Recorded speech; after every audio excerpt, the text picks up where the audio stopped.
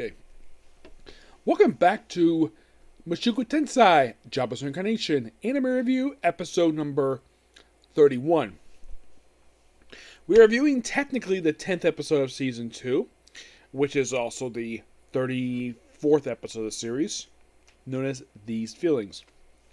It adapts from Side Story, Selfie, Part 4, the entirety of Chapter 7, with some small bits cut out, and most of Chapter 8, because there's actually a good, at least about a quarter of the chapter they skipped over for some reason. I'm not sure why.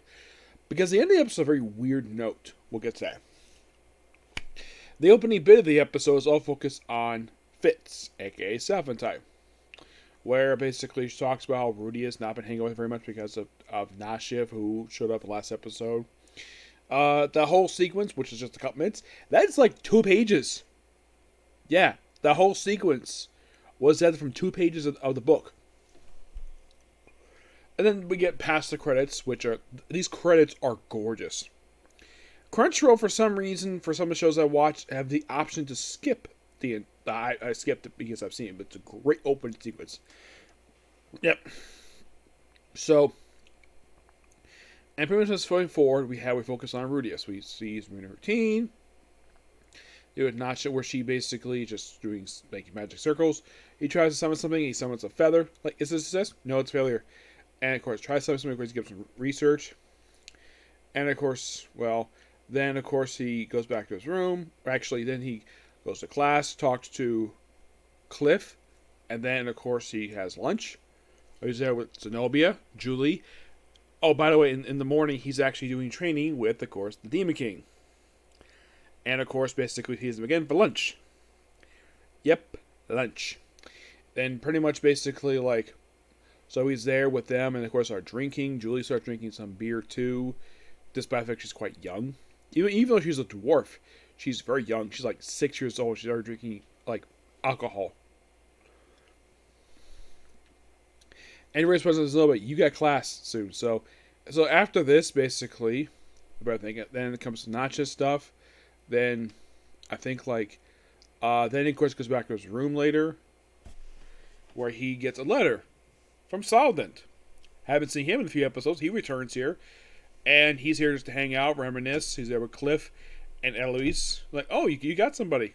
Yeah, and by the way, he openly refers to her as a slut in front of Cliff, but Cliff does not take offense to that. Because he does know about her past stuff. He basically knows a lot about her, so... And, then, of course, basically, he goes off. And if you're really curious, though, about him, he is absent for quite a while. Does he pop up in the very next arc? I don't remember if he does, because it's been a bit since I reread books 10 and 12, but I don't remember him being there. I do remember him showing up for book 23. That's when he returns. So, then pretty much right afterwards, a couple times, he talks it to the Savantite, and, Fitz, and then, of course, basically chat for a bit. Next time, of course, basically, he's thinking about Fitz. Actually, after the Savant thing, he meets up with, he walks to town, because, of course, basically, Cliff's to adventure, and he's gone for quite a while. If you're curious, how long is he gone for? He's gone for a little bit. He actually returns in book 10. He's actually gone for the rest of book 9. And returns, I believe, with book 11, if I remember correctly. He's only gone for a couple books. He's gone basically the rest of book 9. I think he returns to book 11 because of her having a connection to Savant. I'm not going to spoil it here. The end might get to it and get to the second core. Oh, by the way, we have this Rudius, he runs into Luke and and supposedly Fitz. Though he theorized that might be Princess Era because she couldn't exactly speak because apparently when she's on duty, basically she cannot speak at all. But off duty she can speak no problem. Then pretty much basically right after this he goes around school. He doesn't bother Zenobia because he's off basically at the Miller's church. He doesn't want to not do the whole feeling stuff. Goes live is thinks about thinks he should jerk off. Adult stuff, don't worry about it. And then Fitz shows up, and they kind of topple over. Fitz gets on top of him, and, Rudius finds out Fitz is a woman. and that kind of in a way gets a reaction from the Literudius. I'm not going to mention exactly what it is, but guys basically would know exactly what I'm talking about. Kids, do not worry about that at all, because basically that's adult talk.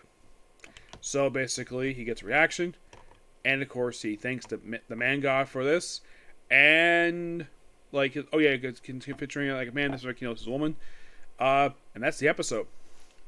An absolute really good episode, and I believe the very next episode is the end of Core 1.